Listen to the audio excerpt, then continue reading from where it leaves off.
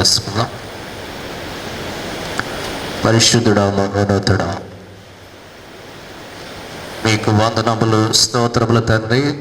ఈ 33వ శిలువ ధ్యానమును బట్టి మీకు కృతజ్ఞతలు చెల్లిస్తూ ఉన్నాం. ఇంతవరకు మమ్మలను మీరు నడిపించేటువంటి విధానమును బట్టి మీకు స్తోత్రాలు చెల్లిస్తూ ఉన్నాం. సాయంకాల సమయంలో మీ సన్నిధికి వచ్చేటువంటి ప్రతి బిడ్డను మీరు జ్ఞాపకం చేసుకునండి. మీ వాక్యము ద్వారా మా అందరితో మాట్లాడమని ప్రార్థిస్తూ ఉన్నాం. పశ్చాత్తాప కీర్తనల ధ్యానము ద్వారా మమ్మలను ప్రభువా మీరు దర్శిస్తున్నందుకు మీకు వందనాలు. దేవా, మీ ఆత్మచేత మమ్మల్ని నింపండి. వాక్యమును అర్థం చేసుకోవటానికి, అవగాహన చేసుకోవటానికి మీ సహాయం మాకు దయచేయండి. వాక్యానుసారముగా జీవించుటకు మీ సహాయం దయచేయండి. శిలువ యాత్రలో ఈ దీక్షలు ఉన్న ప్రతి బిడ్డను ప్రభువా మీరు దీవించమని ప్రార్థిస్తూ ఉన్నాం. మా కొరకు మీరు పొందినటువంటి శిలువ వేదనలు, శ్రమలన్నిటిని బట్టి మీకు వందనాం. మీదైన సాగుని సమయంలో మీ శిలువ చాటును మరుగుపరచండి. నా నోటి మాటలు, మా అందరి హృదయ ధ్యానములు మీ దృష్టికి అంగీకారమగులాగిన సహాయం చేయమని యేసుక్రీస్తు వారి పరిశుద్ధ నామములు అడుగుచు వేడుకొనుచున్నాము తండ్రి. దయచేసి కూర్చోనండి. దేవుని పరిశుద్ధ నామమునకు మహిమ కలుగునుగాక. హల్లెలూయా, హల్లెలూయా, హల్లెలూయా. ప్రియమైనటువంటి దేవుని బిడ్డలారా, దేవుని సంఘము, సాయంకాల సమయంలో 33వ శిలువ ధ్యానమును బట్టి దేవునికి వందనములు, స్తోత్రములు చెల్లిస్తున్నాను. చివరి భాగానికి మరి మనము వస్తూ ఉన్నాం. అది రేపటితో ఈ సాధారణమైనటువంటి ధ్యానాలు మనం ముగిస్తూ మరి ఆదివారం నుండి పరిశుద్ధ వారంలోనికి మనము ప్రవేశిస్తూ ఉన్నాం. మరి ఆదివారం కొరకు అందరూ కూడా ఆధ్యాత్మికంగా మరి సిద్ధపడవలసిందిగా మేము మనం చేస్తూ ఉన్నాం. జయప్రవేశ ఆరాధన ఆదివారం వచ్చి ఉన్నది, దయచేసి గమనించాలని. 8 గంటలకల్లా మట్టలు, అలంకరించబడినటువంటి మట్టలతో దేవాలయం వద్దకు రావాలని మనవి చేస్తున్నాం. అదేవిధంగా మరి వేలూరులో Sunday school teachers training programme ఉంది, ఆల్రెడీ చెప్పాం గత వారం. వచ్చేవారు అంటే రాత్రి నాకు పేర్లు ఇవ్వండి. సండే స్కూల్ టీచర్స్ మాత్రమే ఇది. మనకి ముందు VBS కార్యక్రమం ఉంది కాబట్టి ప్రస్తుతం ఎవరైతే సండే స్కూల్ టీచ్ చేస్తున్నారో రేపు వేలూరు వచ్చేవాళ్ళు పేర్లు ఇస్తే మీకు అరేంజ్మెంట్స్ చేయటం, కారు అరేంజ్మెంట్ చేయటం జరుగుతుంది. పశ్చాత్తాప కీర్తనలు మరి మనము ధ్యానం చేస్తూ ఉన్నాం. 102వ కీర్తన మనము ధ్యానం చేస్తాం. ఇది ఒక అద్భుతమైనటువంటి కీర్తన. భక్తుడు చేసినటువంటి ప్రార్థనలో చాలా ప్రాముఖ్యమైనటువంటి విషయాలు గత రాత్రి మనము ధ్యానం చేస్తాం.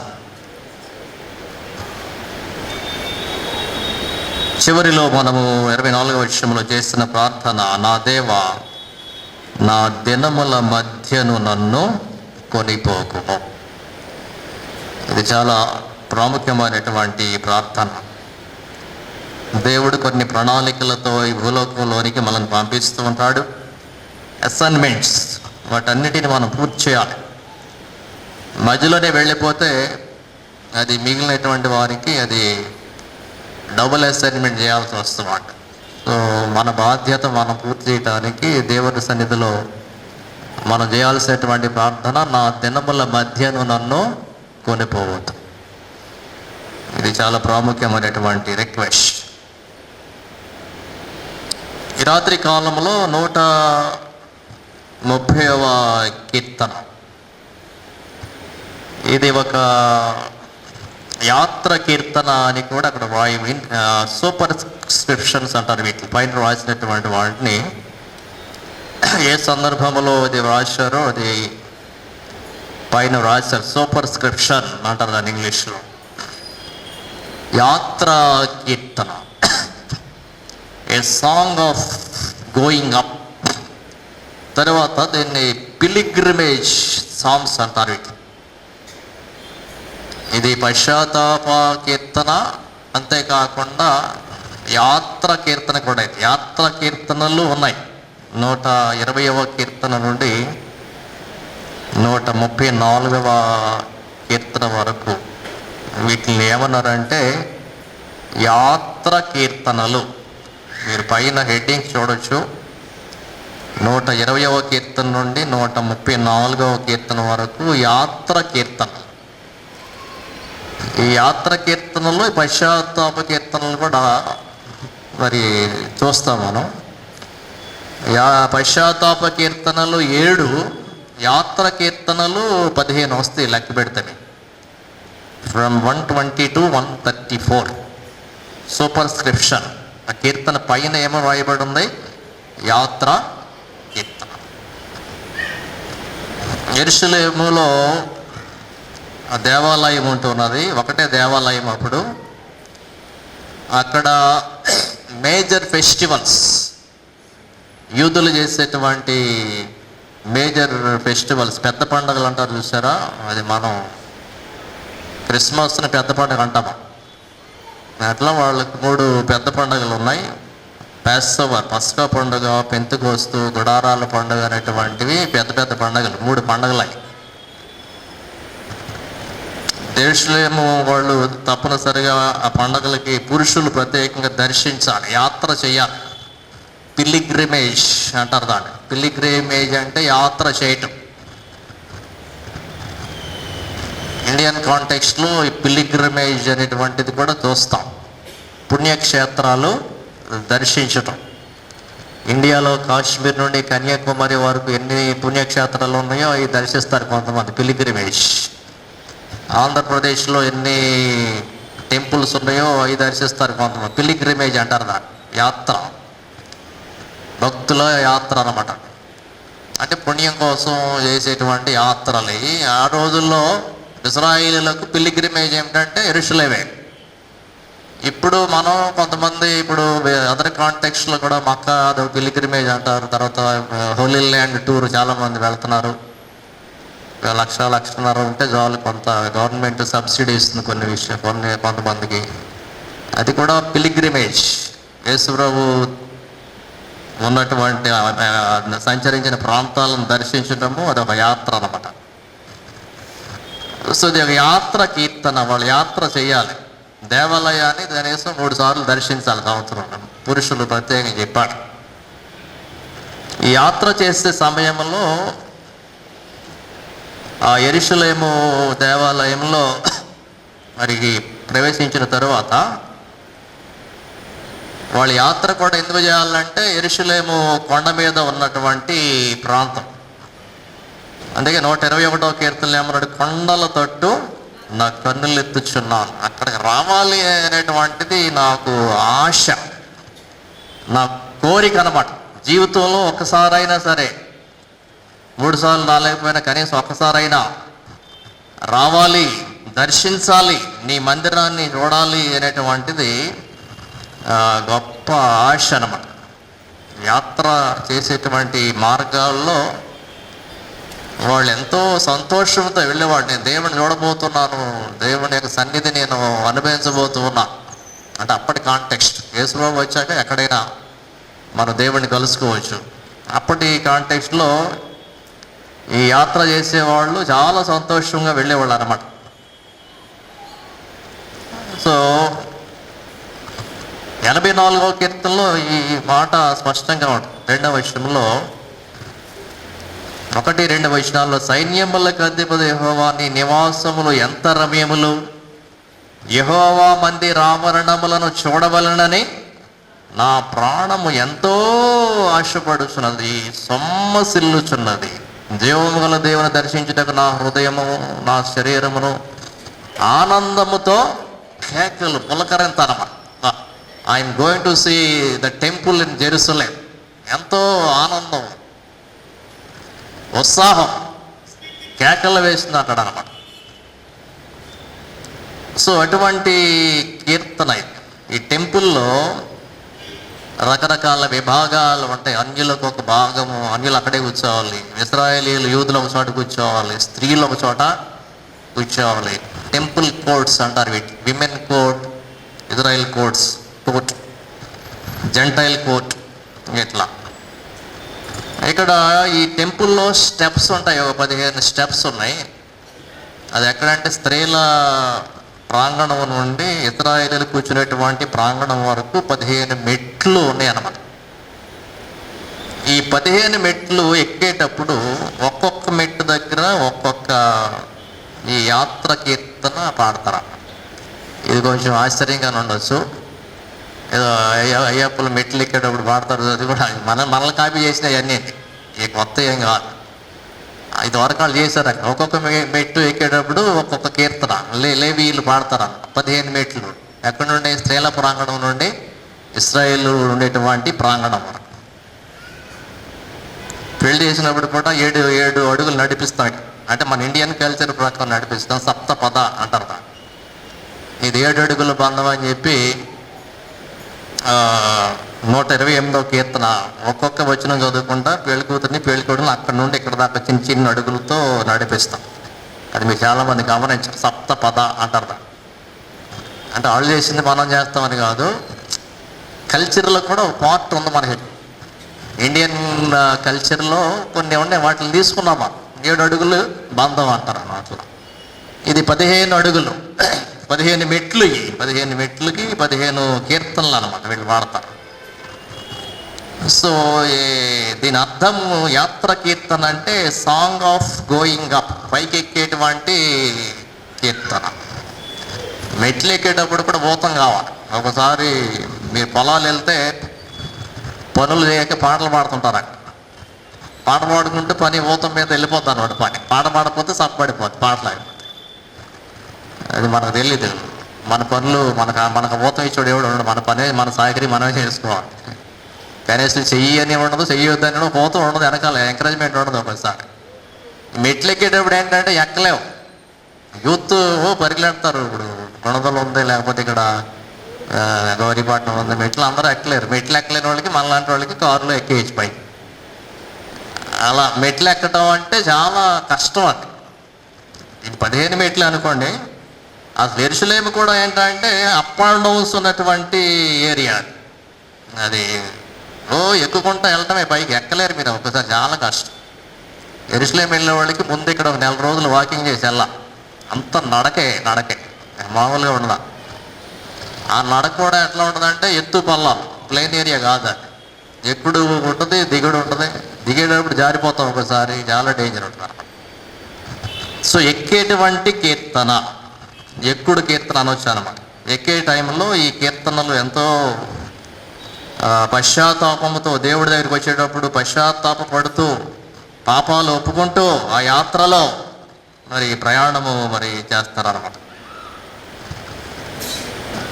1వ వచనంలో యెహోవా అగాధ స్థలములలో నుండి నేను నీకు మొర్ర పెట్టుచున్నాను. Out of depths I'm crying out to you.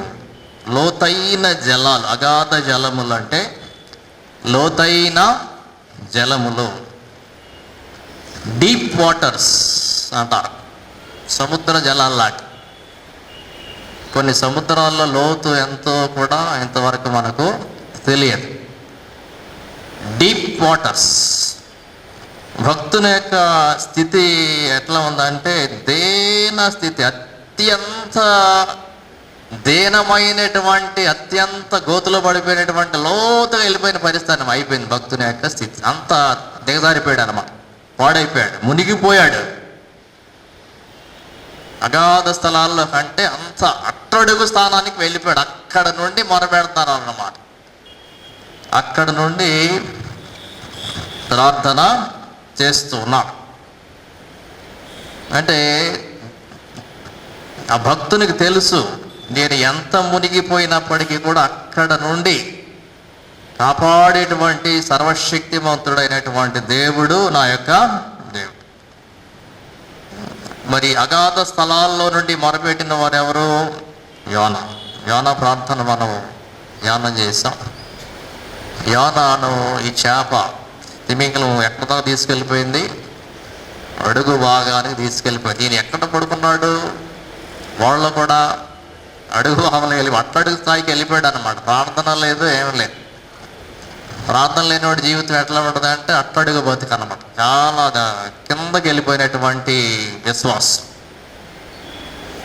So యోనా చేసినటువంటి ప్రార్థనలు కూడా అగాధ స్థలములలో నుండి నేను నీకు మొరపెట్టుచున్నా. యోనా గ్రంథము 2వ అధ్యాయం 2వ వచనం నుండి ఈ మాటలు తోస్తాం. నేను ఉపద్రవములో నుండి యెహోవాకు మనవి చేయగా ఆయన నాకు ప్రత్యుత్తరం ఇచ్చెను. పాతాళ గర్భములో నుండి నేను కేకలు వేయగా నీవు నా ప్రార్థన స్వీకరించున్నావు. నీవు నన్ను అగాధమైన సముద్రములో పడవేసి ఉన్నావు. సో ఇక్కడ దావీదు యొక్క పరిస్థితి కూడా అదే, అగాధ స్థలములలో పడవేయబడినటువంటి స్థితి, మునిగిపోయినటువంటి స్థితి. నిండా మునిగిపోయి ఉంటారు చూసారా, అంటే కష్టాల్లో, బాధల్లో, శ్రమల్లో నిండా మునిగిపోయాం, అప్పుల్లో నిండా మునిగిపోయాం. అట్లా అక్కడ నుండి మొరపెట్టడం అన్నమాట. ఇర్మియాను కూడా ఏం చేశారంటే గుంటలో దోశారు, చంపేయటానికి, నాశనం చేయటానికి. ఇర్మియాను గుంటలో ద్రోసినప్పుడు దేవుడు ఆయనను అక్కడ నుండి మరి పైకి తీసినట్లుగా మనం చూస్తాం. ఇర్మియా లామెంటేషన్స్, విలాప వాక్యములు 3వ అధ్యాయం మరి 55వ వచనంలో ఈ మాట అంటాడు, అగాధమైన బందీ గృహములో ఉన్నాను నేను, అక్కడ నుండి ప్రార్థన చేస్తాను నేను.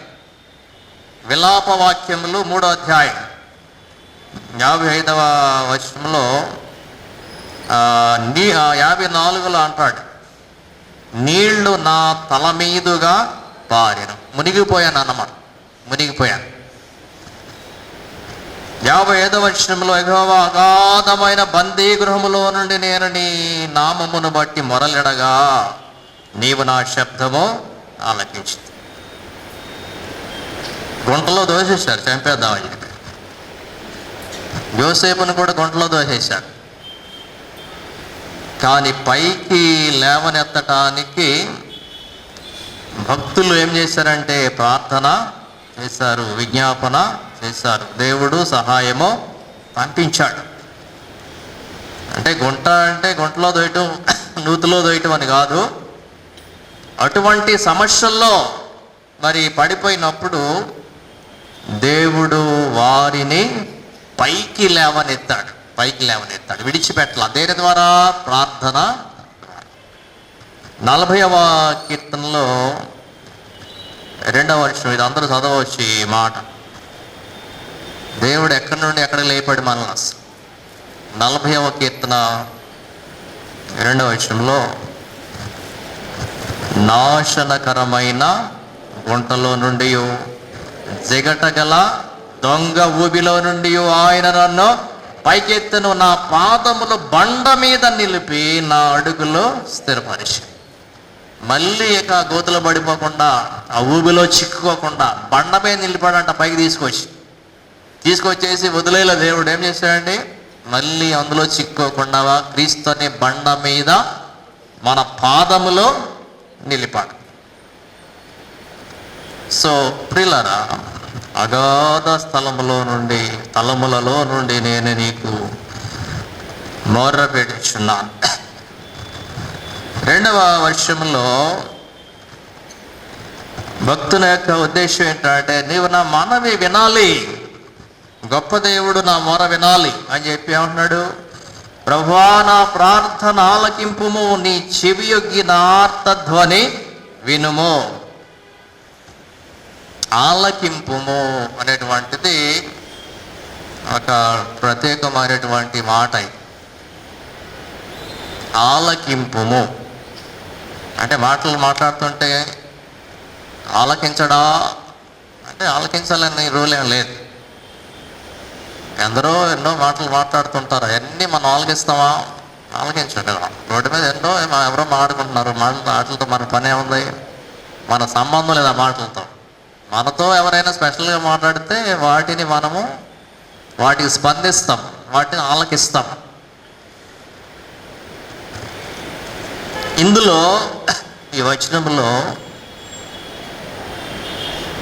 వినుము ఆలకింపుము అన్నాడు అంటే అర్థం ఏంటంటే, నువ్వు వింటే చాలా, నువ్వు ఆన్సర్ ఇస్తావా లేదా తర్వాత సంగతి. ఏంటండి, నా ప్రార్థన నువ్వు సమాధానం ఇస్తావో లేదా తర్వాత సంగతి. ముందు ఏం చేయాలి? నేను చెప్పిన మాట నువ్వు వింటే అదే చాలు నాకు, అదే నాకు ఆశీర్వాదం, అదే ధన్యత నాకు. ఎంత గొప్ప ధన్యత చూడండి. అసలు ఎవరైనా పెద్దోళ్ళు, పెద్ద పెద్ద ఆఫీసర్స్ చిన్న వాళ్ళు అసలు మాట్లాడరు. అసలు వాళ్ళతో దగ్గరికి వెళ్తే అవకాశం ఉండదు. ఒకవేళ వెళ్ళే అవకాశం ఉండి మనం చెప్పేది వాళ్ళు 2 మాటలు విన్నారు అంటే అబ్బా ఎంతో ఆనందం. పెద్ద ఆఫీసర్ గారు నా మాట మాట్లాడటానికి అవకాశం దొక్కింది, ఆ మాట విన్నాడు, ఆయన దక్కింది. వింటే చాలు, ఆన్సర్ తర్వాత. వింటే దీవెన. ఆయన వింటున్నాడు అంటే అర్థం ఏంటంటే ఆయన జీవము గల దేవుడు. చెవులుండి వినేటువంటి దేవుడు, కన్నులుండి చూచేటువంటి దేవుడు, విగ్రహము వంటి దేవుడు కాడు ఆయన. A God who hears, who has ears, who will hear. వినేటువంటి దేవుడు, జీవము గల దేవుడు. సో వినే దేవుడికి ఎన్ని ప్రార్థనలైనా మనము చేయొచ్చు. స్పందించే దేవుడు. సుంకరి ప్రార్థన విన్నటువంటి దేవుడు. దేవా పాపినైన నన్ను కరుణించు. Small prayer God has heard. విన్నాడు అంటాను, దానికి సాదృశ్యం ఏంటి? ఆయన నీతిమంతుడిగా చేయబడి వెళ్ళాడు అని చెప్పాడు అంటే అర్థం ఏంటి? విన్నాడు కాబట్టే నీతిమంతుడిగా తీర్చబడి పంపించాడు ఆయన. సో మన యొక్క ధన్యత ఏమిటంటే మన ప్రార్థనలు వినే దేవుడు ఉన్నాడు. ఆన్సర్ తర్వాత. మనం అడిగే వాటిని బట్టి, మన విజ్ఞాపనలను బట్టి ఆయన ఇచ్చే ఆన్సర్ ఆయన ఇస్తాడు. ముందు వింటాడు, ఆయన వింటాడు. ఇక్కడ ఈయన చేసినటువంటి ప్రార్థనలో చెవియొగ్గి, గత రాత్రి కూడా ఈ మాట అనుకున్న, చెవియొగ్గి. ఒగ్గి అంటే కొంచెం పక్క వాల్స్తో లేకపోతే ఎలా పెడతావు నాకు తెలియదు, నా మాటలన్నీ నీ చెవిలోకి వెళ్ళాలి. ఒగ్గి అంటే అందులో వాటర్ అయితే వాటర్ పోసినట్టు, ఒగ్గి అంటే పట్టుకుంటే నింపుతాం అన్నమాట. ఆయన చెవిలో మన మాటలు నింపబడాలి. Let your ears be attentive to my voice, to my supplications. అటెంటివ్గా వినో నా మాటలో. నేనేదో ఊరికనే చేయట్లే ఈ ప్రార్థన. ఎంతో కష్టంలో, ఎంతో బాధలు ఉండి ప్రార్థన నేను చేస్తున్నా. నువ్వు చాలా శ్రద్ధగా వినాలి మాటలు. ఎవరికైనా మన కష్టం చెప్పుకుంటూ ఉంటే వాళ్ళు సరిగ్గా వినకపోతే ఏం చేస్తామంటే బాధపడతాం మనం. అరే నేను బాధ నేను చెప్పుకుంటే నువ్వు కనీసం పట్టించుకోలేదు, నువ్వే నవ్వుతూ కూర్చున్నావు. నేను సీరియస్గా అంటే నువ్వేమో దాన్ని లైట్గా తీసుకున్నావు, బాధపడతామా. భక్తుడు ఇక్కడ అటెంటివ్గా విను నా మాటలు. దేవాలయము ప్రతిష్ఠ సమయంలో చేసినటువంటి ప్రార్థనలు కూడా సొలొమోను చేసినటువంటి ప్రార్థనలు మీ దేవాలయం వైపు నా కన్నులు తెరిచి, అంటే మేము దేవాలయం వైపు తిరిగి ప్రార్థన చేస్తున్నప్పుడు నీవు నీ కన్నులు తెరిచి చూడు, నీ చెవులు తెరిచి మా విజ్ఞాపనలకు, మా విన్నపములకు సమాధానము దయచేయి. ప్రియులారా, భక్తులు దేవుడిని ఊరికనే వదల్లా. చాలా దేవుడిని ఎంతవరకు వాళ్ళు ఉపయోగించుకోవాలో అంతవరకు అన్నమాట. దినవృత్తాంతంలో 2వ గ్రంథం 6వ అధ్యాయం 40వ వచనంలో ఈ ప్రార్థన, నా దేవా ఈ స్థలమందు చేయబడు విన్నపము మీద నీ కనుదృష్టి ఉంచుము, కళ్ళు తెరిచి చూడు, నీ చెవులు దానిని ఆలకించునుగాక. ఊరికనే వచ్చి ప్రార్థన చేసి వెళ్ళిపోరండి చాలామంది. దేవుణ్ణి చాలా గట్టిగా డిమాండ్ చేస్తాను. అసలు నువ్వు వింటున్నావా లేదా నా ప్రార్థన? నువ్వు కళ్ళు తెరిచి నన్ను చూస్తున్నావా లేదా? నీ చెవులు అసలు వింటున్నాయా లేదా? ఏమన్నాడు అక్కడ సొలొమోను ప్రార్థనలో?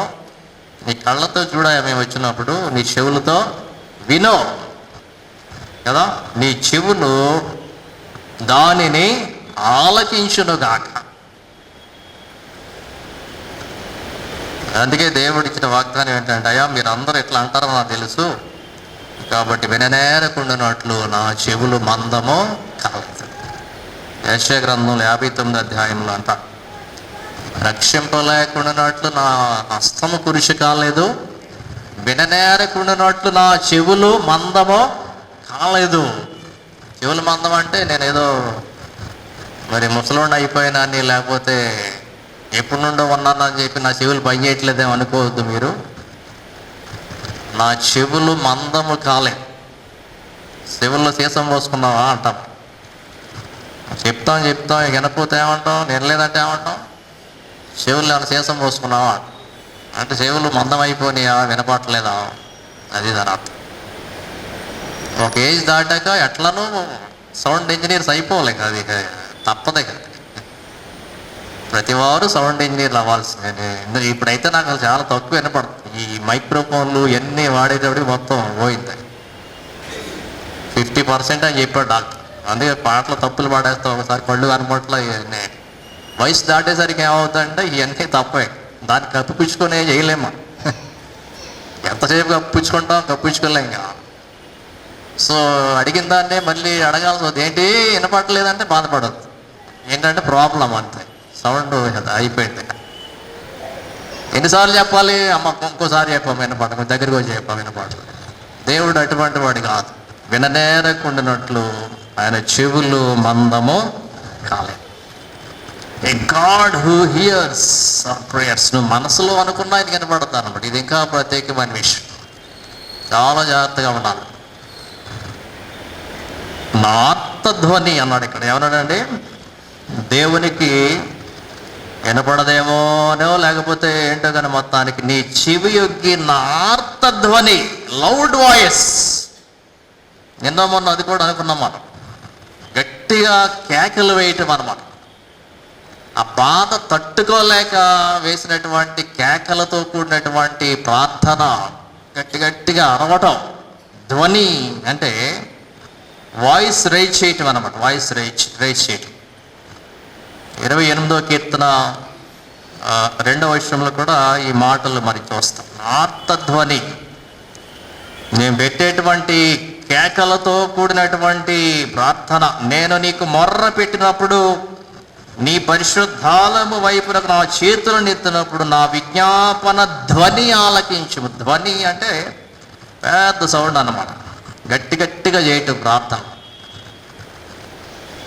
ఆ రోజుల్లో అంటే మరి అది గట్టిగా చేశారు వాళ్ళు, దేవుడికి వినపడాలనేటువంటి ఆ సెన్స్తో. అయితే యేసుప్రభు వచ్చేసరికి మనుషులకు వినపడాలని కాదయా, నువ్వు గదిలోకి వెళ్ళి నువ్వు దేవుడితో నెమ్మదిగా ప్రార్థన చేసుకోమని చెప్పాడు. సో గట్టిగా అని కాదు, గట్టిగా చేయటువంటి అర్థం ఏంటంటే నా మొర దేవుడి వద్దకు చేరాలి, అది అందులో ఉన్నటువంటి అర్థం. అంతే తప్ప అరిస్తేనే వినపడద్ది, నెమ్మదిగా ప్రార్థన చేస్తే వినపడదు అనేటువంటిది కాదు. సో ఈయన చేసినటువంటి ప్రార్థనలో 3వ వచనం, యెహోవా నీవు దోషములను కనిపెట్టి చూచిన యెడల ప్రభువా ఎవడు నిలవగలడు. ఈ యాత్ర కీర్తనలో, ప్రయాణంలో వీళ్ళ మనసులో పుట్టే భావాలు అన్నమాట. మీ దగ్గరికి వస్తున్నాం, మీ దేవాలయానికి వస్తున్నాం, క్షమాపణ కోసం వస్తున్నాం. నిన్ను దర్శించుకున్నప్పుడు నువ్వు అన్ని పాపాలు చేసావు, ఇన్ని పాపాలు చేసావు, నన్ను బయటికి తోసేయొద్దు, ఎంతో దూరం నుండి వచ్చాను నేను. కాబట్టి నేనేమన్నానంటే, అసలు నువ్వు దోషాలు కనిపెడితే ఎవడు నిలవడు, ఎవడూ నిలవలేడు. కనిపెట్టి చూచిన ఎడల, కనిపెట్టుట. దాని 6వ వచనంలో ఏమన్నాడంటే, కావలి వారు ఉదయం కొరకు కనిపెట్టుట. కనిపెట్టుట అంటే చాలా కీన్గా అబ్జర్వ్ చేయటం అన్నమాట. కావలి వాళ్ళు అంటే వాచ్మెన్, గోర్ఖా అనుకోవచ్చు, ఈ వాచ్మెన్ చేసే పని ఏమిటంటే చాలా కీన్గా అబ్జర్వ్ చేస్తాడు. దొంగ ఎవరు వస్తున్నాడు, లేకపోతే తెలియని వాళ్ళు ఎవరు వస్తున్నారు, శత్రువులు ఎవరు వస్తున్నారు, వీళ్ళందరూ తెలిసిన వాళ్ళేనా తెలవని వాళ్ళ, ఎట్లా అబ్జర్వ్ చేస్తారు? చాలా స్పష్టంగా కీన్ అబ్జర్వేషన్ అంటారు. అంటే దేవుడు అట్లా కనుక చూస్తే, అంటే నువ్వు అట్లా చూస్తున్నావని నేను అనుకుంటున్నా, అట్లా చాలా కీని అబ్జర్వ్ చేస్తావు నన్ను. అంతేకాకుండా దీని అర్థం ఏమిటంటే మార్క్ చేయడం, టిక్ పెట్టడం అనమాట. స్ట్రిక్ట్ అకౌంట్, ఖచ్చితంగా టిక్ పెట్టడం. ఇప్పుడు మనం ట్రూ ఆర్ ఫాల్స్ రాయమంటే కొంతమంది టీయో తెలియదు, ఫాల్సో తెలియదు, పైన ఇది పెడతారు, కింద ఇది పెడతారు. అప్పుడు దేనికి ఇవ్వాలి మార్కు?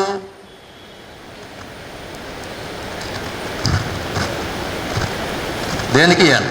గట్టిగా ఏది దిద్దితే అదే. పెన్ స్ట్రోక్ ఎఫ్కి వెళ్ళిందో టీకి వెళ్ళిందో చూసుకుని ఇవ్వాలి. అంటే దిద్దేవాడికి ఎంత కన్ఫ్యూజనో చూడండి. అసలు నువ్వేం వేస్తావు చూస్తావు మార్కు. సో కన్ఫ్యూజ్ చేయకూడదు. దేవుడు టిక్కి పెడతాడా, అది కరెక్టా లేకపోతే రాంగ్, ప్రతిదీ టిక్కి మార్క్ చేస్తున్నాడు దేవుడు. భక్తుడు ఏమంటాడంటే ప్రతి పాపాన్ని కూడా, ప్రతి యాక్ట్, ప్రతి క్రియ కూడా నువ్వు టిక్ పెట్టకుండా వెళ్ళిపోతే మా ఏమవుతాయి అంటే మా అన్నీ కూడా అన్నీ ఫాల్స్ అవుతాయి. ఒకటి కరెక్ట్, అదే 1-2 కరెక్ట్ ఉంటుంది. ఎవడు నిలువగలడు? ధర్మశాస్త్ర ప్రకారం నువ్వు ఒక పక్కన ధర్మశాస్త్రం పెట్టుకుని ఇంకో పక్క మా క్రియలన్నీ పెడితే ఏమవుద్దండి? 1వ ఆజ్ఞ ఓకే, 2వ ఆజ్ఞ ఓకే, 3వ ఆజ్ఞ ఓకే, అట్లా 4వ ఆజ్ఞ అయితే ఫాల్స్ అన్నమాట. పొరుగు వాని దగ్గర దేనిని ఆశింపకూడదు. ధర్మశాస్త్ర ప్రకారం కౌంట్ చేస్తే మాట, తలంపు, క్రియ అన్నీ కనిపెట్టుకుంటూ వస్తే ఎవడు నిలువగలడు? Take strict account. ఇలాగ వచ్చింది కాబట్టి చెప్తాను. వచ్చే వారం పరీక్ష ఉంటుందండి, డేట్ చెప్తాను కరెక్ట్గా. వచ్చే బుధవారం కూడా అవ్వచ్చు ఒక్కోసారి. నేను రేపు అనౌన్స్ చేస్తాను, రేపు కానీ ఎల్లుండి కానీ. Prepare for your final exam. అదే ఫైనల్ ఎగ్జామ్. ఈ 33 ధ్యానాలు చేసాం, 33 ప్రార్థనలు, వాటి మీద పరీక్ష ఉంటుంది. ఎవడు నిలువగలడు? మనుషులందరూ పాపము చేసి దేవుని కృపను పొందుకోలేకపోతున్నా. నువ్వు కనిపెట్టడం చూస్తే, నువ్వు టిక్కి పెట్టుకుంటూ వెళితే గనక ఎవరు కూడా, యోబు అంటాడు, యోబు గ్రంథంలో 10వ అధ్యాయం 14వ వచనంలో, నేను పాపము చేసిన ఎడల నీవు దాని కనిపెట్టుదువు. నేను పాపం చేస్తే నువ్వేం చేస్తున్నావు? కనిపెట్టుదువు. అంటే దేవుడు ఇదే పని మీద ఉంటాడు అన్నమాట. ఎందుకంటే చివరిలో మళ్ళీ తీర్పు తీర్చాల్సింది ఆయనే. ఇదే పని దేవుడి కంటే ఇదే పని. మరి పాపం చేస్తూ ఉంటే ఆయన కనిపెడుతున్నాడు, టిక్ పెడుతున్నాడు, మార్క్ చేస్తూ ఉన్నాడు, కీన్గా అబ్జర్వ్ చేస్తూ ఉన్నాడు. 14వ అధ్యాయం 16వ వచనంలో కూడా యోబు యొక్క ఈ మాటలు, అద్భుతమైనటువంటి మాటలు. నేను వేసే ప్రతి అడుగు లెక్క పెడుతున్నాను. చూడండి అసలు 14వ అధ్యాయం యోబు 16వ వచనం. అయితే ఇప్పుడు నీవు నా అడుగు జాడలను లెక్క పెట్టుచున్నావు, నా పాపమును సహింపలేక. ప్రతి అడుగు లెక్క పెడితే ఎంత కష్టమండి అసలు. నీవు నా అడుగు జాడలను కనిపెడుతున్నావు, నా పాపాన్ని నీవు. వీళ్ళ వాక్యము సత్యము, ఎవరు చూడలేదు కదా అని చెప్పి ఏమి చేయటానికి ప్రయత్నం చేయటానికి వీలు లేదు. మనం మనుషుల కన్ను కప్పటం పెద్ద కష్టం కాదు, కానీ దేవుడి కన్ను కప్పలే. ప్రతి అడుగు వేయకుండా మనం ఎట్లా బతుకుతాం కదా? ప్రతి అడుగు నువ్వు ఎక్కడి నుండి అక్కడికి వెళ్ళే లోపల ప్రతి అడుగు లెక్కెడుతున్నాడు దేవుడు అన్నమాట. అడుగు అడుగున మన వెనకాల ఉన్నాడు. ఎందువల్లంటే ఆయన మనల్ని నిర్మించాడు, మనల్ని కన్నాడు, మనల్ని రక్షించాడు, మన కోసం ప్రాణం పెట్టాడు, పరలోక రాజ్యం తీసుకెళ్ళాలనుకుంటున్నాడు, ఆయనతో కూడా ఉంచుకోవాలనుకుంటున్నాడు. ఇవన్నీ చేయాలి అంటే ఎంత యాక్యురేట్గా మనం జీవిస్తే ఆయన మనల్ని ఇట్లా చేస్తాడు, తీసుకెళ్తాడు. పిల్లరా, ప్రతి అడుగు జాగ్రత్తగా వేయాలి. అడుగు వేసాక వెనక తీసుకోవటానికి అవకాశము ఉండదు. ముందే ఆలోచన చేసుకోవాలి. ఏదైనా సరే అడుగు వేసావంటే స్థిరపడిపోవాలంతే. నా అడుగు జాడలలో నీవు లెక్కించుచున్నావు, కనిపెట్టి చూచిన ఎడల.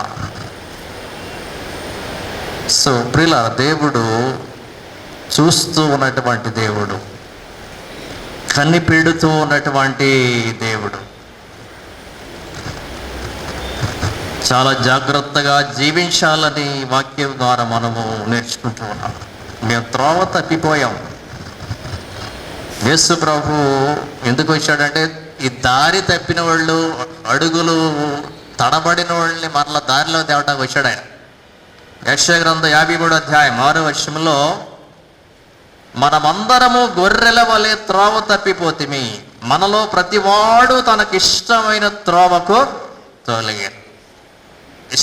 ఇష్టమైనటువంటి మార్గంలోనికి మనం వెళ్ళిపోయాం, సొంత మార్గాల్లో ప్రయాణం చేశాం. సో ఎవడు నిలవగలడు?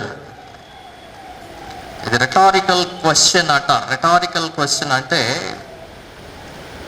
దానికి సమాధానం కూడా అక్కడ మనం ఇవ్వచ్చు. ఎవడు నిలువగలడు అంటే దేవుడే పరిశుద్ధుడేక, మనుషుడు ఎవడు కూడా నిలువ లేడు. అందరూ పాపులే, ఎవడు నిలవలేడు. దాని అర్థం ఏంటంటే, దాని ఆన్సర్ ఏంటంటే ఎవ్వరూ నిలువలేరు. దావీదు అన్నాడు కదా, నేను తల్లి గర్భమందే పాపములో పుట్టాను, పాపమందే నా తల్లి గర్భమున నాకు జన్మనిచ్చింది. 51వ కీర్తనలో మనం ధ్యానం చేస్తాం. అంటే పాపం అంటే ఇష్టంగా పుట్టాం అన్నమాట. పుట్టిన వెంటనే మనకేమి ఇష్టమైందంటే పాపం అంటే మనకు ఇష్టం. ఇందులో నిలిచేది ఎవరంటే యేసు ప్రభు మాత్రమే. ఆయన దోషము లేనటువంటి వాడు. నాలో పాపం ఉన్నదని మీలో ఎవడు స్థాపించును అన్నాడు. Can anyone prove that I have sin in me? నాలో పాపం మీలో ఎవడైనా ప్రూవ్ చేయగలనా? అంత ఛాలెంజింగ్ చేసినాడు ఎవరంటే యేసు ప్రభు ఒకటే. సో ప్రియులారా, ఎవరు నిలవలేరు. యేసు ప్రభు ఒక్కడే పరిశుద్ధుడు, అందరూ పాపులే. తర్వాత అంటాడు, అయినను జనులు నీ యందు భయభక్తులు నిలుపునట్లు నీ యొద్ద క్షమాపణ దొరకదు. అవును, మేమందరం పాపులమే, మేమందరం దోషులమే, మేము నీ ముందు నిలవలేము. ఎవడు నిలవగలడంటే ఎవడో నిలవలేడు. మేము దోషం చేసినప్పుడు యాజ్ ఎ జడ్జ్, నువ్వు ఒక న్యాయాధిపతిగా నువ్వేం చేయాలంటే శిక్షించాలి, అంతే కదా. నేరం చేస్తున్నవాడిని జడ్జి గారు ఏం చేయాలి? శిక్షించాలి, అంతే, అందులో వేరేం లేదు. అయితే యేసు ప్రభు కూడా జడ్జే, ఆయన కూడా న్యాయాధిపతే. ఆయన ఏం చేస్తున్నాడు? నీ యొద్ద క్షమాపణ దొరుకును. నేరం చేసాము, నువ్వేం చేస్తున్నావు? శిక్షించకుండా ఏం చేస్తున్నావు? క్షమిస్తున్నావు. అది నీ గొప్పతనం. యేసు ప్రభు అనే జడ్జి యొక్క గొప్పతనం ఏంటంటే క్షమించుట. ఆ నేరం ఆయన మీద వేసుకుంటాడు అన్నమాట. వ్యభిచారం చేత పట్టబడిన స్త్రీ యేసు ప్రభు దగ్గరికి వస్తే అన్నాడు, అమ్మా నేను నీకు శిక్ష వే. అందరూ శిక్షించడానికి రెడీ అయ్యారు. అది నేరమే, యూదుల చట్ట ప్రకారం రాళ్లతో కొట్టి చంపాలి, న్యాయమే. కానీ యేసు ప్రభు ఏం చేశాడు? జడ్జి ఆయన కూడా, అమ్మా నేను నీకు శిక్ష విధింపను. ఆయన యందు భయము భక్తి నిలుపునట్లు ఆయన యొద్ద క్షమాపణ దొరుకును. సో ప్రియులారా, మనం ఒకరిని ఒకరు నిందించుకోవాల్సిన పని లేదు. నువ్వు పాపివి అని ఒకరిని ఒకళ్ళు వేలెత్తి చూపించుకోవాల్సినటువంటి అవసరత లేదు. అందరూ కూడా పాపులే, అందరూ కూడా దోషులే. ఆయన మాత్రము జడ్జి, ఆయన మాత్రము న్యాయాధిపతి. ఆయన తీర్పు ఎట్లా ఉంటుందంటే శిక్షించక క్షమించేటువంటి దేవుడు. అయినను క్షమాపణ దొరుకును. ఈ మాట యొక్క లిటరల్ మీనింగ్ ఏమిటంటే cutting of merciful surgery. Merciful surgery అంటే దయతో చిన్న ఆపరేషన్ చేయటం, శస్త్రచికిత్స చేయటం. కటింగ్ ఆఫ్ అంటే క్యాన్సర్ ఉన్నప్పుడు ట్యూమర్స్ ఏం చేస్తారంటే కట్ చేస్తారు. అది ఎట్లా కట్ చేస్తారు? మనిషి చచ్చిపోకూడదు, వ్యాధి పోవాలి. ఆపరేషన్ సక్సెస్, పేషెంట్ డైడ్ అంటే కుదరదు. చిన్నప్పుడు చెప్పాడు operation success but patient died. What is the use? సక్సెస్ఫుల్గా ఆపరేషన్ జరిగింది కానీ చచ్చిపోయాడు మనిషి, లాభం లేదు అట్లా. దేవుడు చేసేది ఏంటంటే సర్జరీ సక్సెస్ అవ్వాలి, మనిషి బ్రతకాలి. అది కూడా మర్సిఫుల్ సర్జరీ అంటే దయతో చేసేటువంటి సర్జరీ. అది వేరే ఎవడు చేయడు, అది ఆయన మాత్రమే స్పెషలిస్ట్ అనమాట. ఏది పాపం అనేటువంటి కణితి తీసేయటానికి ఆయన మాత్రమే చెయ్యగలడు, వేరే ఎవరు దాన్ని చేయలేరు.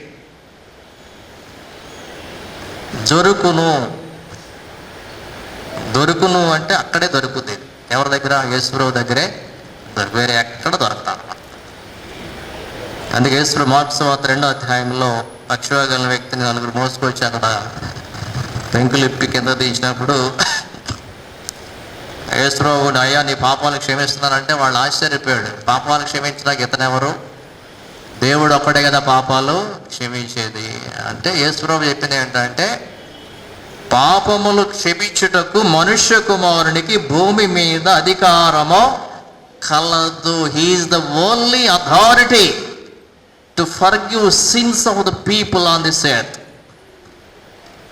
దొరుకును అనే మాట కూడా అర్థం ఏంటంటే అక్కడే దొరుకుద్ది, వేరే ఎక్కడ కూడా దొరకదు. ఎక్కడ? యేసుప్రభు దగ్గరే దొరుకుతుంది క్షమాపణ. కొన్ని చోట్లే దొరుకుతాయి, ఎక్కడ దొరకవి. కొన్ని వస్తువులు కావాలంటే అక్కడికే వెళ్ళి తెచ్చుకోవాలి. మిగతా అంటే నమ్మలేం, డూప్లికేట్లు ఉండొచ్చు, లేకపోతే నమ్మించవచ్చు. అది ఇది ఒకటే అండి అని చెప్తారు. అది ఇది ఒకటి ఎందుకు అవుతుంది? అదే ఇది. క్షమాపణ అనేది యేసురోజు ఒక్కటే, వేరే ఎక్కడ కూడా దొరకదు. దొరుకును అనే మాటకు హీబ్రూలో సెన్స్ ఏమిటంటే నీతోనే ఉన్నది. ఏంటండి? నీతోనే ఉన్నది. దేవుడితో ఏముందండి? క్షమాపణ ఉన్నది. అంటే దేవుడు ఎటు వెళ్తే అటు ఏముంది? ఆయన ఏం క్యారీ చేస్తున్నాడు? క్షమాపణ. God is associated with forgiveness. అంటే దేవుడు క్షమాపణ అంటే ఒకటే. ఇక్కడ సిలువలో యేసుప్రభు మనకు నేర్పేది ఏంటంటే దేవుడన్నా క్షమాపణ అన్నా ఒకటే. ఆ క్షమించే దేవుడు ఒక్కడే, యేసుప్రభు, వేరే ఎవరు కూడా లేరు. God is associated with forgiveness అంటే క్షమాపణ అంటే యేసుప్రభువే, అంతే. ఇక అంతకన్నా గొప్పగా క్షమించేవాడు ఎవడు కూడా. సిలువలో శత్రువులను సహితము క్షమించినటువంటి ప్రేమ ఎవరిదండి? యేసుప్రభుదే. నువ్వు చరిత్రలో ఏ దేవుడు కానీ ఎక్కడ చూడవు అసలు ఈ ప్రేమను. వేరే ఎక్కడ దొరకదు క్షమాపణ. యేసు దగ్గరే ఉన్నది, యేసుతోనే ఉన్నది. లోకాసు సువార్త 7వ అధ్యాయంలో ఆ ఇంట్లోకి వెళ్ళినప్పుడు యేసుప్రభు కూడా ఏం తీసుకెళ్ళాడు? క్షమాపణ తీసుకెళ్ళాడు. ఆమె కన్నీళ్లతో పాదాలు కడిగి తల వెంట్రుకలతో పాదాలు తుడిచి ఎంత చేసేవాడు? యేసుప్రభు ఏం చేసినాడు? అమ్మా నీ విస్తారమైన పాపములు క్షమిస్తున్నా. అక్కడ అన్నాడు, అక్కడ ఆమె విస్తారంగా ప్రేమించింది కనుక విస్తారమైన పాపములో క్షమించమన్న. ఎందువల్ల? అది ఆయనతోనే ఉంది కాబట్టి. సర్లే నువ్వు పాపాలు ఇప్పుడైతే ఒప్పుకున్నావు కానీ ఇంటికాడ పెట్టొచ్చాను క్షమాపణ, మళ్ళీ వచ్చినప్పుడు క్షమిస్తాను అనలా దేవుడు. The forgiveness is associated with Jesus. దేవునితోనే ఉన్నది క్షమాపణ. అందుకే మనము ఎవరి యందు భయభక్తులు కలిగి ఉండాలి? దేవుని యందు భయభక్తులు కలిగి ఉండాలి. ఆ క్షమాపణ పొందుకున్న తరువాత మనము దేని అర్హులం అవుతున్నామంటే నిత్య జీవానికి అర్హులము అవుతున్నాం. Daily act in our life. ప్రతిరోజు కూడా మనం క్షమాపణ పొందుకుంటున్నాం. మనం చేయాలి, ఇతరుల పాపములో క్షమించాలి. నీ కంటిలో ఉన్న దూలాన్ని వదిలి ఎదుటివాడి కంటిలో నలుసు నువ్వు చూడబడ్డాను. తప్పులు ఎన్నివారు అన్న పద్యాన్ని చూస్తాం కదా. మన తప్పులు మనం చూసుకోవాలి, మనల్ని మనం సరి చేసుకోవడానికి ప్రయత్నమో చేయాలి. It should be daily experience, faith experience, Christian experience. భయము భక్తి కావాలి. అందుకే అంటాడు, యెహోవా కొరకు నేను కనిపెట్టుచున్నాను, నా ప్రాణం ఆయన కొరకు కనిపెట్టుచున్నాను. ఎందువల్ల అంటే ఈ క్షమాపణ అనుభవం నేను పొందుకోవాలి. ఆయన మాట మీద నేను ఆశ పెట్టుకొని ఉన్నాను. ఆయన మాట క్షమించేటువంటి మాట. ఆయన వాగ్దానాల మీద నేను ఆశ పెట్టుకున్నాను, నేను కనిపెట్టుకొని ఉన్నాను. ఆ వెయిటింగ్ పోస్చర్ అని చూసారా? ఎక్స్పెక్టేషన్ పోస్చర్ అంటారు. కనిపెట్టుకొనుచున్నాను అంటే ఎదురు చూసేటువంటి ఆ పోస్చర్ అంటే చూసారా, అది చాలా ప్రత్యేకమైంది. ఎవరైనా ఊరు వెళ్ళినప్పుడు, ఇంటికి వచ్చేటప్పుడు వచ్చేస్తున్నామంటే ఏం చేస్తామంటే ఎదురు చూస్తూ ఉంటాం. గుమ్మం ఇంకా రోడ్ ఇంకా అవసరమైతే బస్ స్టాండ్ దగ్గరికి వెళ్ళిపోయి, సెలవులు అంటే ఇది వరకు ఇప్పుడులాగా కార్లు లేకపోతే అయ్యి ఏం లేవు. సంవత్సరానికి ఒకసారి సెలవులు, వేసవి సెలవులు, సంవత్సరానికి ఒకసారి బస్సు ఎక్కి అమ్మమ్మ ఇంటికి తాతయ్య ఇంటికి వెళ్ళడం అది పెద్ద ఎక్స్పీరియన్స్. ఉత్తరాలు రాసుకుని ఆ ఉత్తరాలు వచ్చినప్పుడు ఆ బస్సు ఇంటికి వద్ద చూసుకునే వాళ్ళు అక్కడ ఎదురు చూపు అన్నమాట. ఎదురు చూచుటలో ఒక గొప్ప అనుభూతి ఉన్నది. సో నేను కనిపెడుతున్నాను, ఎప్పుడు వెళతానా, నా పాపాలు ఎప్పుడు చెప్పుకుంటానా, ఎప్పుడు నా పాపాలు దేవుడు క్షమిస్తాడా.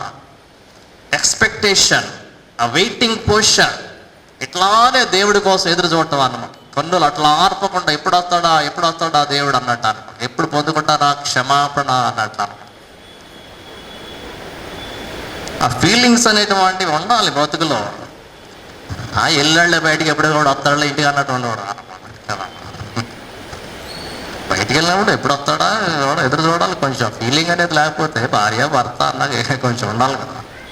తల్లిదండ్రులు పిల్లలు ఫీలింగ్స్ ఉండాలి. అమ్మ మా నాన్న ఎప్పుడు వస్తాడో, మా అమ్మ ఎప్పుడు వస్తాడో ఫీలింగ్స్ ఉంటాయి పిల్లలకి. నా భర్త ఎప్పుడు వస్తాడో, బయటికి వెళ్ళాడు ఇంకా రాలేదంటే ఫోన్ కొడితే ఫుల్ అయిపోతారు ఇంటికి. బయట నుండి ఏదో ఒకటి అది అర్థం చేసుకోవాలి. అంతే తప్ప వదిలేసేసి గాలికి వదిలేసి వచ్చావా అన్నట్టు ఉండకూడదు. సో దేవుని కొరకు కూడా కనిపెట్టుట చూసారా, నా దేవుడు నా ప్రాణం పెట్టాడు నా కోసం. ఆయనతో ఎప్పుడు మాట్లాడాలి, ఎప్పుడు నేను ఆయన్ని కలుసుకుంటాను, ఎప్పుడు ఆయన క్షమాపణ పొందుకుంటాను. కనిపెట్టుటలో అంత డీప్ మీనింగ్ మనం చూస్తాం. నా ప్రాణము ఆయన కొరకు కనిపెట్టించడానికి. అన్నాలు తినకుండా వెయిట్ చేసే వాళ్ళు ఉంటారు కొంతమంది. పెంపుడు జంతువులు చూసారా, నువ్వు వచ్చేదాకా అన్నం తింది ఒకసారి, నువ్వు 2-3 రోజులు ఊరు వెళ్ళామంటే అసలు అన్నాలు తినవయ్యా, అంత ప్రేమాటిగా ఒకసారి. తర్వాత అంటాడు 6వ వచనంలో, కావలి వారు ఉదయము కొరకు కనిపెట్టుట కంటే ఎక్కువగా నా ప్రాణము ప్రభువు కొరకు కనిపెట్టించున్నది. కావలి వారు వాచ్మెన్, షోమేర్ అంటారు హీబ్రూలో, SHOMER. షోమేర్ అంటే ద వాచ్మెన్. ఇశ్రాయేలుని కాపాడువాడు అన్నాడు అంటే ఆయన కూడా కావలివాడు. ఎవరికి? తన ప్రజలకు. కునికడు కావలివాడు అంటే నిద్రపోయాడు కాదు. గోర్ఖ అంటాను చూస్తారా, గోర్ఖపడి నిద్రపోతే గాడికి ఏముంది, ఇంకా ఆ వృత్తికే అర్థం ఉండదు. గోర్ఖాలంటేనే నైట్ మెలుగు ఉండాలి, రాత్రంతా విధులు వేసుకుంటూ తిరగాలి, అటు ఇటు నేను ఉన్నాను డోర్ కొట్టుకుంటా ఇన్ని తిరుగుతుంటారు అన్నమాట. కావలివాడు అంటే వాల్ గార్డ్స్. యెరూషలేం చుట్టూ ప్రాకారాలు ఉంటాయి. ప్రాకారం మీద నుండి ఎక్కి ఎవడైనా శత్రువు లోపల దూకుతున్నాడేమో, శత్రువు లోపల వస్తున్నాడేమో, దొంగలు వస్తున్నారేమో, అన్నీ కావలివాడు అన్నమాట. ఇప్పుడంటే సీసీ కెమెరాలు అవి వచ్చినాయి, కానీ అప్పట్లో కావలివాడు. వెయిటింగ్ ఫర్ ద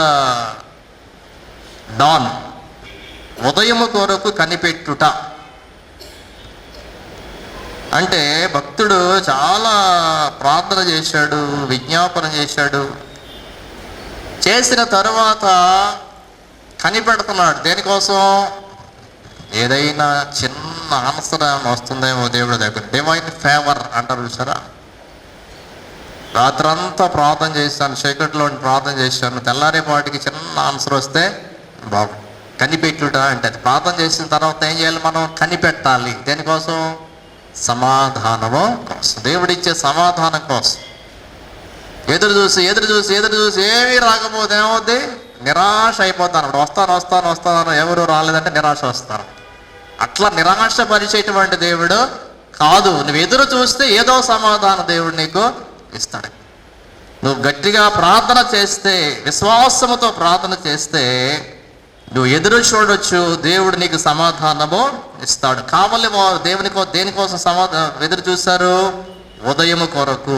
అంటే లోకం అంతా కూడా క్రీస్తు అనే ఉదయము కొరకు ఎదురు చూసింది. చీకటి పోవాలి, ఏం రావాలి? వెలుగు రావాలి. నీ జీవితంలో ఉన్నటువంటి చీకటి అంతా పోవాలి. కావలి వారు ఉదయము కొరకు కనిపెట్టుట కంటే ఎక్కువగా నా ప్రాణము కనిపెట్టుచున్నది. ఎప్పుడు చీకటి అయిపోద్దా? ఎప్పుడు చీకటి వెళ్ళిపోద్దా? ఎప్పుడు వెళ్తురో వస్తుందా? ఎప్పుడు నా జీవితంలో చీకటి వెళ్ళిపోద్దా? ఎప్పుడు నా జీవితంలో ఈ పాపాలు తొలగిపోతాయా? ఎప్పుడు ఈ దోషాలు తొలగిపోతాయా? ఎప్పుడు ఈ సమస్యలు తొలగిపోతాయా? ఎప్పుడు నా జీవితంలో వెలుగు నేను చూస్తా, సంతోషాన్ని నేను చూస్తా. దాని కొరకు కనిపెట్టాలి. 7వ వచనం అంటాడు, ఆ సమాధానం దొరికింది. ఇశ్రాయేలు అందరికీ చెప్తాడు, ఇశ్రాయేలు యెహోవా మీద ఆశ పెట్టుకున్నాము, యెహోవా యొద్ద కృప దొరుకును, ఆయన యొద్ద సంపూర్ణ విమోచన దొరకను. ఇశ్రాయేలీల దోషములన్నిటి నుండి ఆయన వారిని విమోచించు. 1, 2 కాదండి, దోషములన్నిటి నుండి కదా.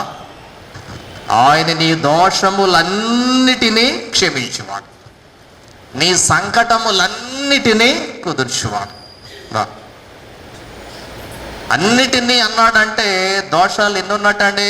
చాలా ఉన్నట్టు అన్నమాట. అన్నిటినీ క్షమించాడు. సంపూర్ణ విమోచన, ప్లెంటియస్ రిడెంప్షన్, అన్లిమిటెడ్ రిడెంప్షన్ దేవుని వద్ద దొరుకును. పర్సనల్ ఎక్స్పీరియన్స్ నుండి పబ్లిక్ ఎక్స్పీరియన్స్లోకి వెళుతున్నాడు. రండి అందరూ ఇశ్రాయేలీయులారా, ఆయన మీద ఆశ పెట్టుకోనండి, ఆయన సంపూర్ణ విమోచన దొరుకుతుంది, ఆయన క్షమాపణ దొరుకుతుంది, ఆయన మన దోషములన్నిటినీ క్షమిస్తున్నాం. లేచి నిలువబడి ప్రార్థన చేస్తాం. పరిశుద్ధుడా, మహోన్నతుడా, 33వ శిలువ ధ్యానాన్ని బట్టి మీకు వందనాలు. నీవు దోషములను కనిపెట్టి చూసిన ఎడల ఎవడు నిలవగలడు తండ్రి? అందరము దోషులమే, అందరము పాపులమే తండ్రి. అయినను నీ యందు భయము భక్తి నిలుపునట్లు నీ వద్ద క్షమాపణ దొరుకుతుందన్నావు నాయన. మీ వద్దన క్షమాపణ ఉంచుకున్నందుకు మీకు వందనాలు. నీవు క్షమించుటకు సిద్ధ మనసు గల దేవుడిగా ఉన్నందుకు వందనాలు చెల్లిస్తూ ఉన్నాం. ఓ దేవా, మీ కొరకు ఎప్పుడు కనిపెట్టుకొని ఉండటకు సహాయం చేయండి. ప్రార్థనలో కనిపెట్టుటకు సహాయం చేయండి. వాక్య ధ్యానములో కనిపెట్టుటకు సహాయం చేయండి. ఆత్మ కొరకు కనిపెట్టుటకు సహాయం చేయండి. దేవా, కావలి వారు ఉదయం కొరకు కనిపెట్టుట కంటే ఎక్కువగా ప్రభువా మీ కొరకు మేము కనిపెట్టువారు ఉన్నట్లు సహాయం చేయండి.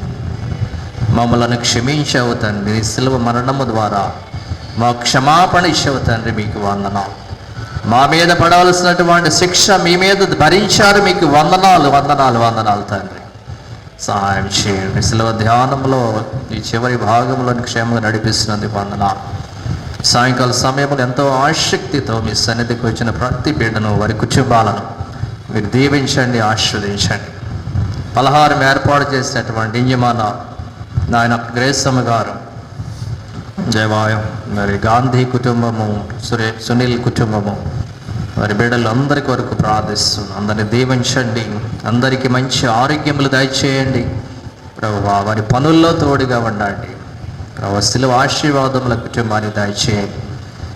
ప్రేమతో ఏర్పాటు చేసిన పలహారాన్ని దీవించండి. ప్రభువా మరల రేపు సాయంకాలము మేమందరము శిలువ ధ్యానంలో కొనసాగటానికి మీ సహాయం దయచేయమని యేసు నామములో వేడుకొనిచున్నాము తండ్రి.